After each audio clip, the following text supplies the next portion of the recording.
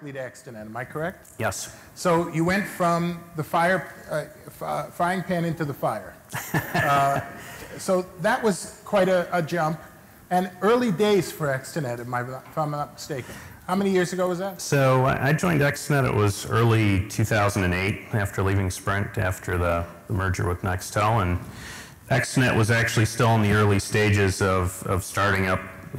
Been in the small cell or distributed network business since 2004 when the company was founded. So when I joined, we had just landed some business. It had maybe a couple hundred nodes or small cells that were already in service, and now we are the largest independent small cell distributed network company in the country.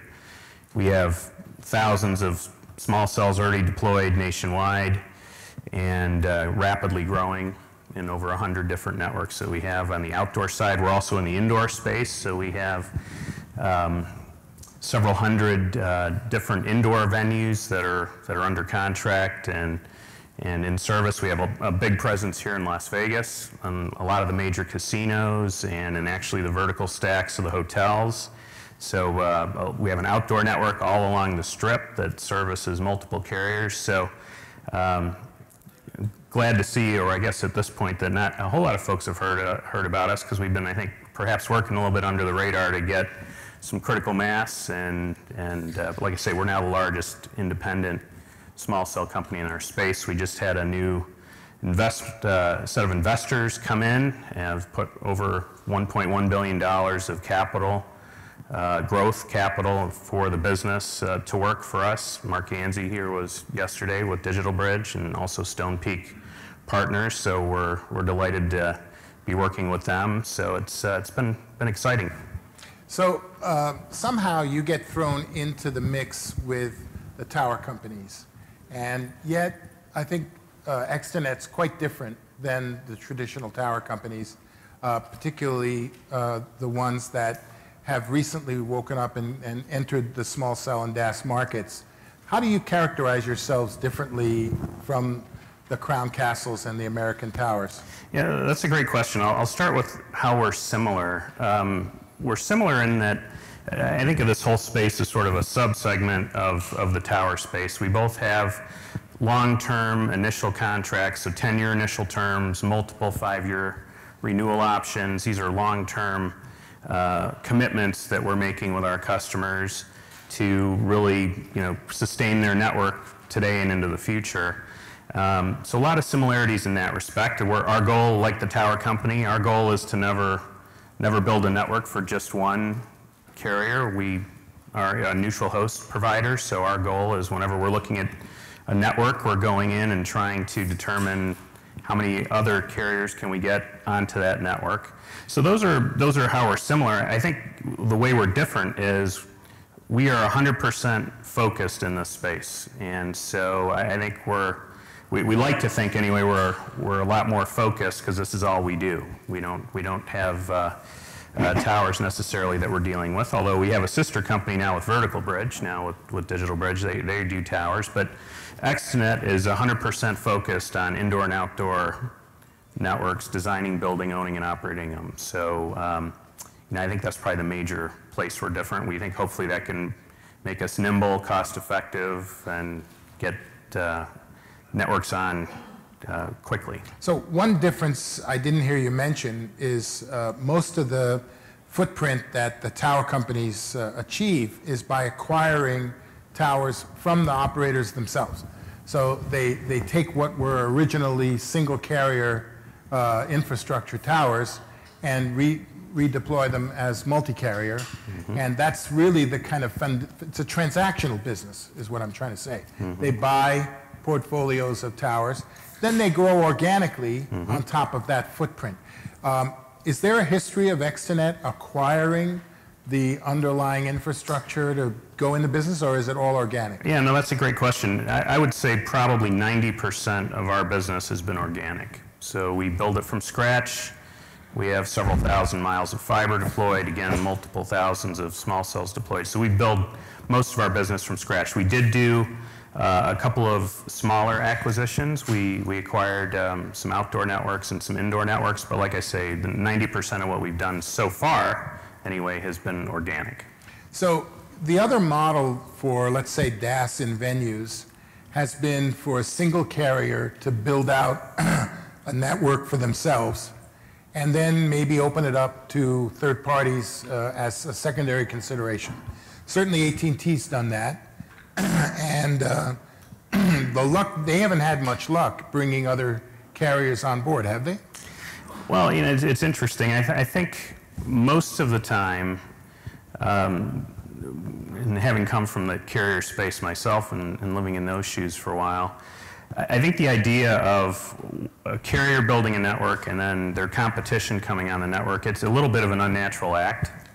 And so generally we find when we're talking to the 4 major carriers, the initial reaction typically is they want to try and do everything that they can to not do that, to go on a competitor's network. And it's not to say that they don't, because they do. There are a lot of places where that's happened. Well, they may not have choice. They may not have a choice, exactly. But the choice that I think about is if initially, for example, you build out a network for your own requirements and you don't achieve the uptake of bringing other carriers on board very effectively, and if you did, by the way, you didn't design the network for that load to begin with.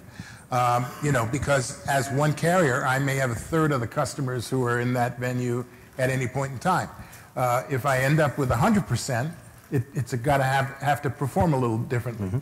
It would seem to me that at some point, if I'm not able to prove in the economics, I'm better off selling that infrastructure to a neutral host and letting the neutral host modernize and repurpose it for multiple carriers. Am I wrong? No, I think you're absolutely right, and that those are certainly opportunities we look for with our customers. You know, have they built networks that they really don't feel that they need to have as a strategic asset? I mean, the tower company, or really the carriers, went through the same sort of mind evolution with the tower space. That's exactly why I asked the question. Yeah, early on in the industry, all the carriers wanted to own their own towers and felt like it was pretty strategic to do so. But over time, I think they realized, you know, maybe we can monetize this, and I think I see this whole small cell distributed network space going the same way. So it's hard to put precise numbers on this, but I'm estimating that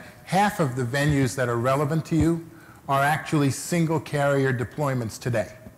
And the other half are in the neutral host domain. And it's that other half, that single carrier half, that's ripe, that could very quickly be flipped and turned into a neutral host that can modernize, put in the newest technology, and scale up to satisfy the needs of all 4 carriers. Do you see that opportunity? Are you talking about for what we've done, or just generally what carriers? Generally speaking. Yeah, I think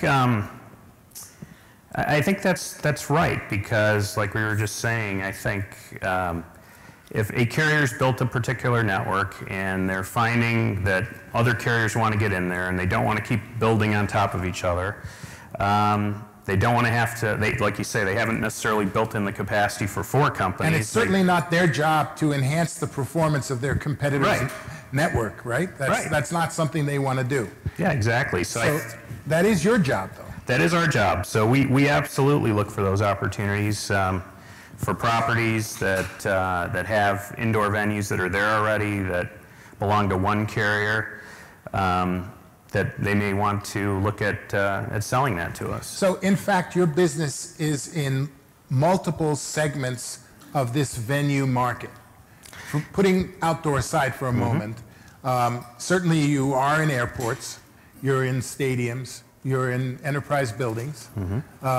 Commercial, those are convention centers, hotels. Convention centers, hotels, shopping malls.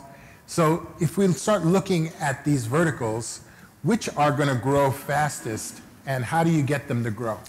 Yeah, I think when we look at the indoor space, and again, the outdoor business is a much bigger piece of what we do right now, but indoor is rapidly growing also. But for the indoor piece, I mean, the segments that we pay particularly close attention to are sports and entertainment, and that covers stadiums and hotels, convention centers, so we pay close attention to those. And there's a lot of those properties that are already consumed, like we've gotten to a lot of those, and I think there may have been a reference earlier on that. We also look at commercial real estate where we think it's a good lease-up opportunity, so like the Empire State Building. Yep. ExteNet has the Empire State Building. We have. Was that a single carrier deployment initially, or did you build it from scratch? Before we had obviously one started it, but before we got the first one on, the second one had already signed up, and we're working with. So you built it from scratch. So we built it from scratch. And you designed it for multiple carriers to begin with. Correct. Yes. Okay. So we designed it for multiple carriers. We have 2 of the carriers on there now, and we're talking to the other 2 about getting on there. So commercial real estate is another one, but again, in the context where, like I said earlier, our goal is to never build a network for just one. Right. So the bet we're making is who do we think this is an interest for all of them? We don't focus on ones where if a carrier has a particular enterprise customer that they have a handset deal with and they're trying to service that's typically not what we focus on. So we talked a bit about how you're similar or different from American Tower and Crown Castle. At one time, SBA was an investor in ExteNet, and this was the vehicle they traded some of their properties into your portfolio in return for equity, if I'm not mistaken. That's correct. And now they're exiting, or they have exited? They will be as soon as we close our deal with Digital Bridge and Stone Peak, yes. So probably in the fourth quarter. In the fourth quarter, okay. So they're in that process.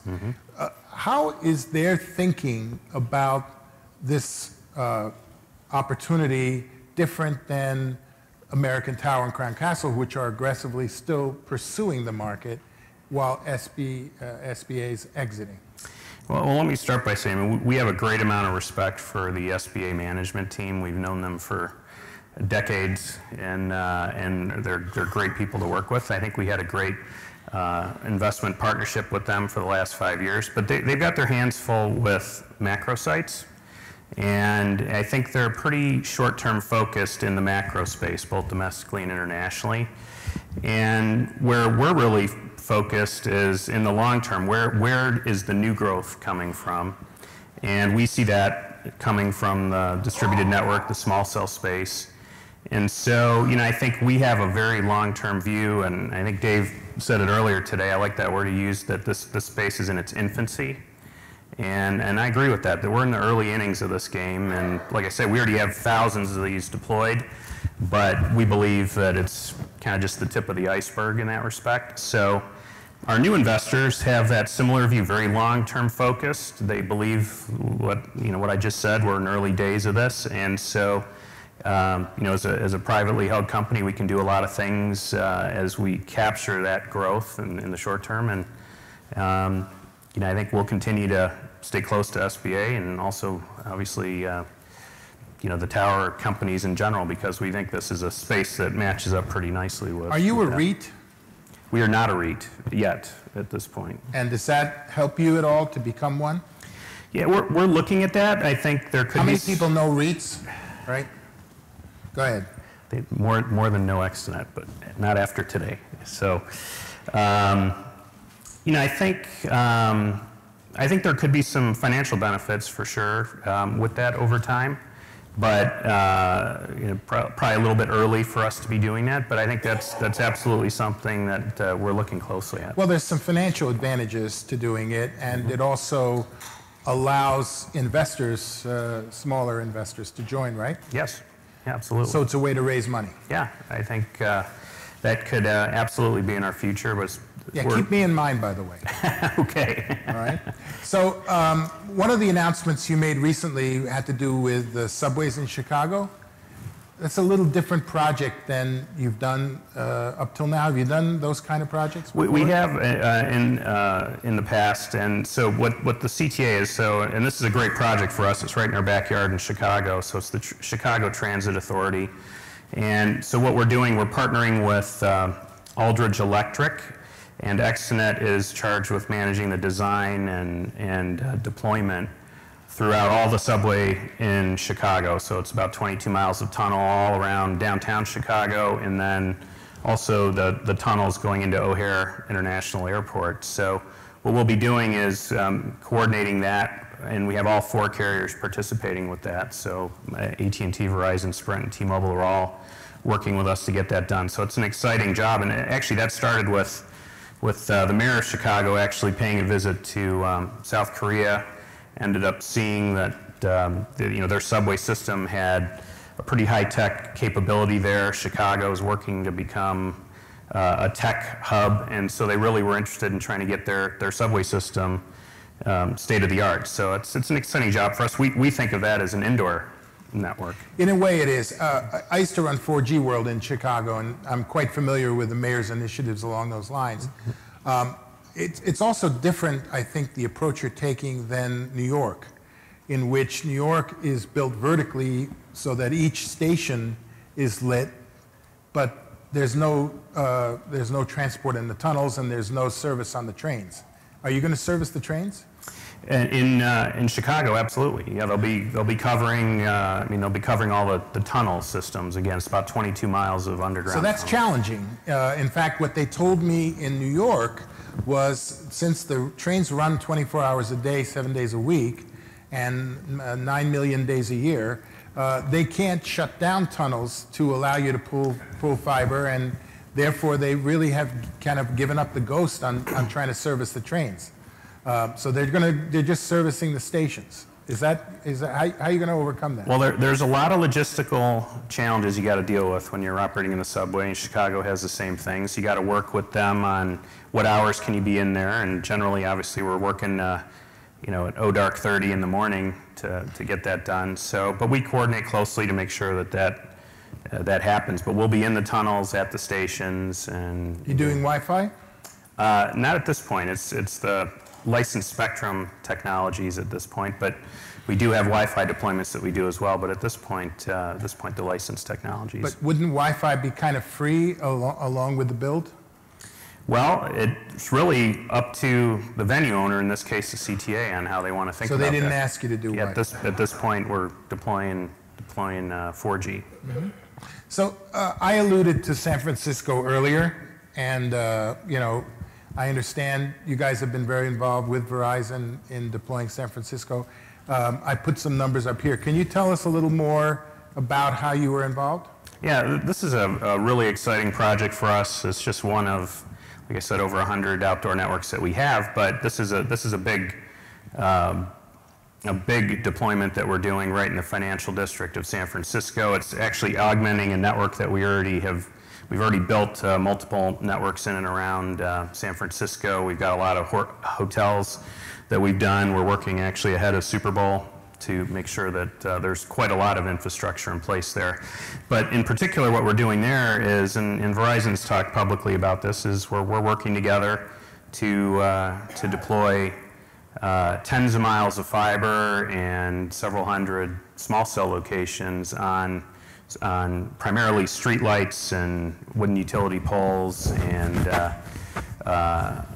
so a pretty large effort. We have a huge network in Manhattan as well. We've built networks in Chicago, so we've built in a lot of the major cities. But this one's a particularly fun one, in that for anyone who's ever built in San Francisco, it's probably one of the toughest places in the country. It's impossible. It's a very tough place. Right? I can't even drive in San Francisco. I mean, it's literally a difficult place to create any kind of outdoor network.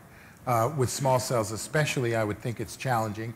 But you've got some help. You've got the utility company involved? We've worked, actually we've really been working closely. Verizon's been a tremendous customer and partner to work with on this. But we've been working at all levels of the city. Actually, the city planning department, it's a very complex environment. Just when you think you have an approval, there's another, you open the door and then it says, here's 10 more approvals you have to go through, and you keep doing that. But Actually, I think because of the attention on this, it's really helped the city to focus on doing some really great things. They're driving the aesthetics to be really good, very streamlined.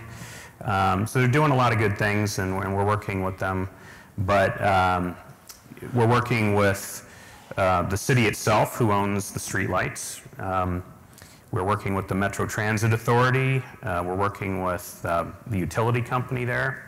In some parts of the city, you got San Francisco actually owns the utility company, the PUC, San Francisco PUC. So it's, like I said, multiple different vertical pole types in a very complex environment, but we're getting it done. Excellent. So again, switching to another vertical, you've done a lot of stadiums, and stadiums have some challenges in that when they're used intensely by lots and lots of people, and we're starting to see overlays of different services being added on top of just connectivity.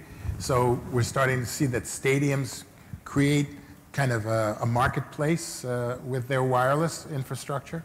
And at the same time, you know, if you do happen to catch a Super Bowl or a championship, you're just overwhelmed by the need for capacity, right? Right. So, you know, what technology is really suited to this? Well, it's, you know, from an actual technology perspective, ExteNet's actually agnostic on that. When I think about small cells, and so you're saying none of them work? I'm saying they all work in their different ways for different situations, but I think, let me kind of explain what I mean by that. So when I say we've been in the small cell business for the last 10 plus years, or distributed network business, I mean, simplistically, I think of that as fiber-fed antenna locations. And we're putting those antenna locations on streetlights, traffic signal poles, wooden utility poles, buildings if necessary, and then we're interconnecting them with fiber. Likewise, indoor small cells, same thing. We're locating hundreds of antennas inside and connecting them with fiber. Stadium, we think of the stadium business as an indoor venue. So how we keep up with that is we work based on what our customer wants in the way of technology, whether they want a DAS network, small cell, remote radio heads. By the way, your customer in this case is the venue owner or the MNOs? Yes, both. So the venue is our customer in that they've sort of struck a deal with us to provide exclusive neutral host support for them, so they don't have to be dealing with multiple tenants. They just can deal with one company, and we do, part of what we provide is dealing with the carrier community. So, and how do they know the difference between small cells and DAS? Well, some are more tech savvy than others. Generally, they're focused on, I just want all the smartphones to work. Yeah, that's right. Kind of, yeah. So, you know, we got almost 80% penetration with smartphones. We got people, I saw a statistic the other day saying that people, you know, some smartphone users, a big part of them, check their phones like 200 times a day. I'd say I'm probably one of those, checking emails and different things. I know my kids, my teenage daughters, are absolutely probably 500 times a day. But so you have a huge penetration of those devices. Most of the venues are like, I just want my stuff to work. I just want all the phones to work. Whether it's commercial real estate, it's becoming a competitive advantage. They can better sell their property if they can market the fact that they have, you know, great wireless service and connectivity in their building. So the venue, they want that mostly. So they're not as focused on what technology is it. But the carriers absolutely are. And so we certainly provide recommendations for them. Early on, it was DAS. And we're feeding everyone's base stations into amplifiers. As things have evolved, we've gone to remote radio heads. Now we have small cells, which are sort of mini full base stations that are located at the antenna locations. So we really leverage what do our customers want. And usually if you're the anchor, you have some advantages. When I say the anchor, you're the first person to join on a venue. You have a bit of an advantage because you're laying out what technology do you want to put on there.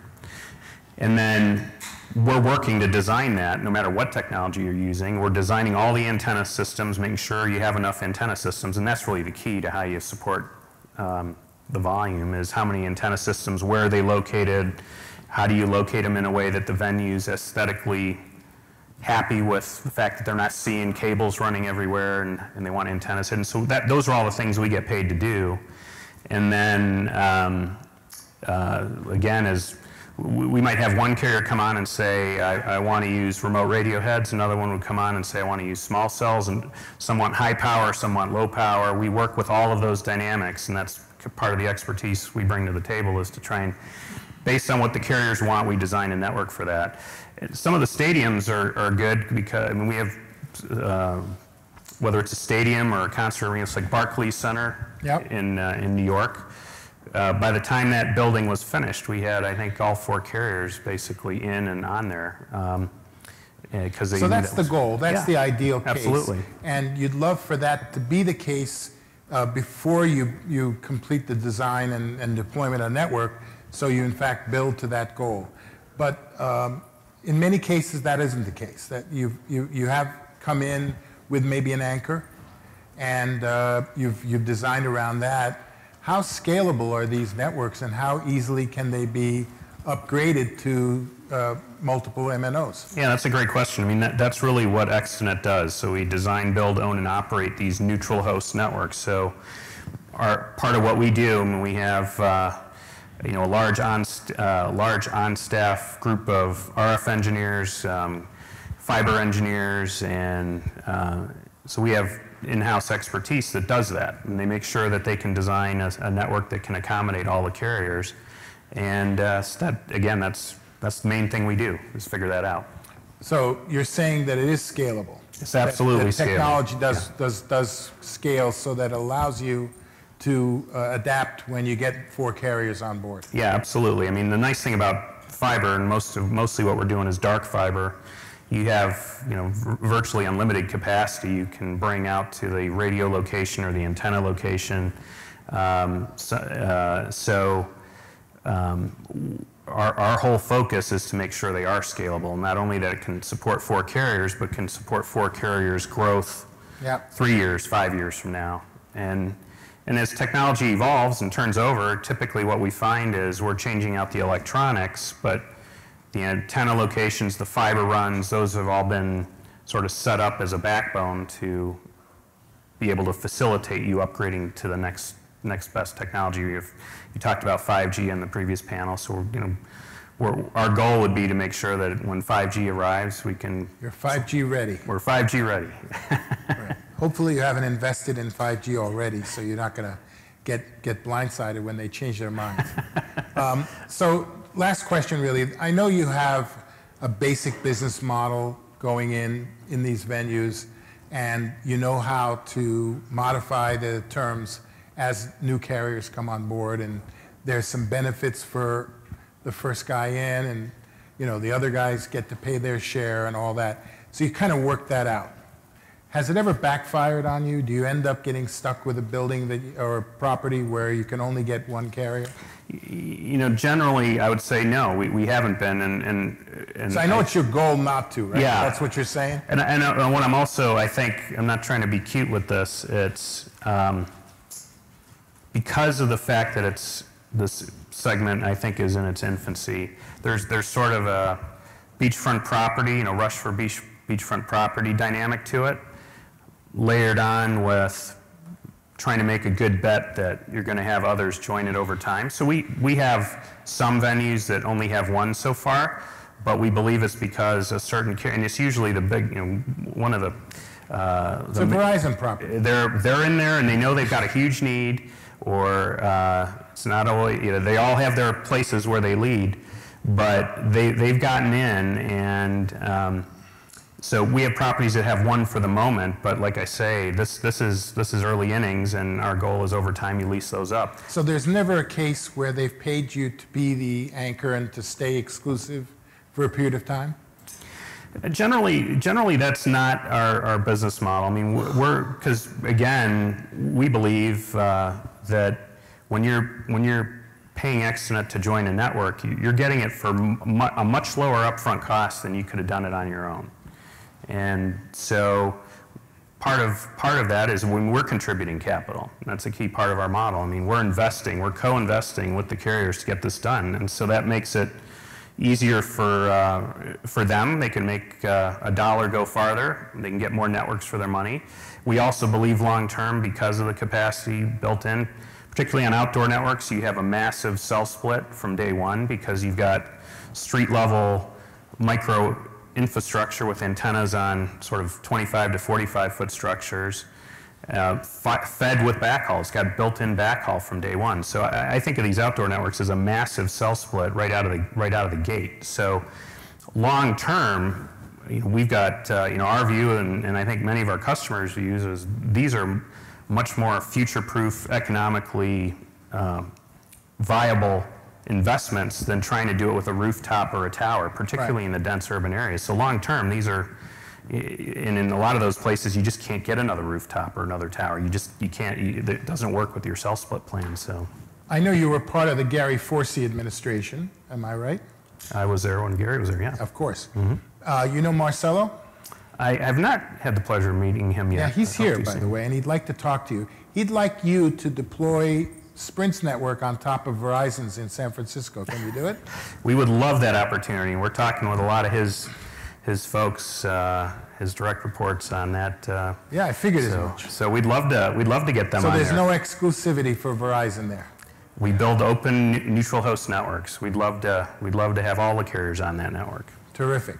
Well, I think you got a much better understanding of how ExteNet is going to be a critical piece of densification going forward, don't you?